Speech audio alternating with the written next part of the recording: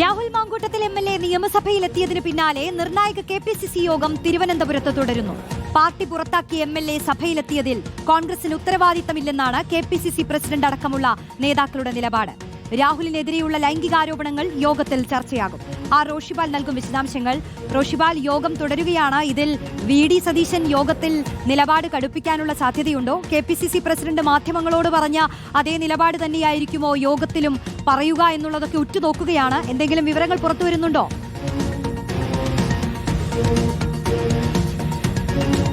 റോഷി, നിലവിലെ വിവാദങ്ങളുടെ പശ്ചാത്തലത്തിൽ KPCC യോഗം ഏറ്റവും നിർണായകമാണ്. പ്രത്യേകിച്ച് രാഹുൽ മാങ്കൂട്ടത്തിനെതിരെ ഉയർന്ന ലൈംഗികാരോപണങ്ങളിലടക്കം KPCC ഭാരവാഹികൾക്ക് കടുത്ത സംതൃപ്തിയുണ്ട്. കാരണം ആ ആരോപണങ്ങൾക്ക് ശേഷം രാഹുലിനെതിരെ നിലപാടെടുത്ത പ്രതിപക്ഷ നേതാവ് VD സതീശൻ ഉൾപ്പെടെ നേതാക്കൾക്കെതിരെ അതിരൂക്ഷമായ സൈബർ ആക്രമണം, ആ സൈബർ ആക്രമണത്തിന് നേതൃത്വം നൽകിയതാകട്ടെ KPCCയുടെ ഡിജിറ്റൽ മീഡിയ വിഭാഗത്തിലെ ചില അംഗങ്ങൾ.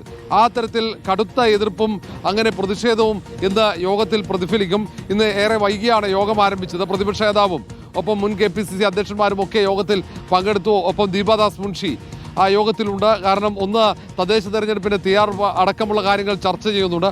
ആ ഒരു പശ്ചാത്തലത്തിലാണ് ദേശീയ നേതൃത്വം കൂടി ഈ യോഗത്തെ നിരീക്ഷണത്തിന് ദീപാദാസ് മുൻഷി അയക്കുന്നത്. ഏതായാലും ഇതിൽ ഏറ്റവും പ്രധാനമാകുന്നത് വരും ദിവസങ്ങളിൽ രാഹുൽ മാങ്കൂട്ടത്തിൽ സഭയിലേക്ക് എത്തുമോ?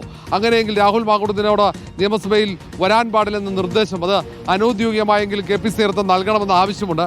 ഈ ആവശ്യം ഇന്ന് യോഗത്തിൽ ഉയരാൻ സാധ്യതയുണ്ട്. കാരണം ഇത് വരുന്ന തെരഞ്ഞെടുപ്പുകളിലൊക്കെ ഭരണകക്ഷി LDF ആയുധമാക്കി മാറ്റുമെന്ന ആശങ്ക കോൺഗ്രസ് നേതാക്കൾക്കൊക്കെയുണ്ട്.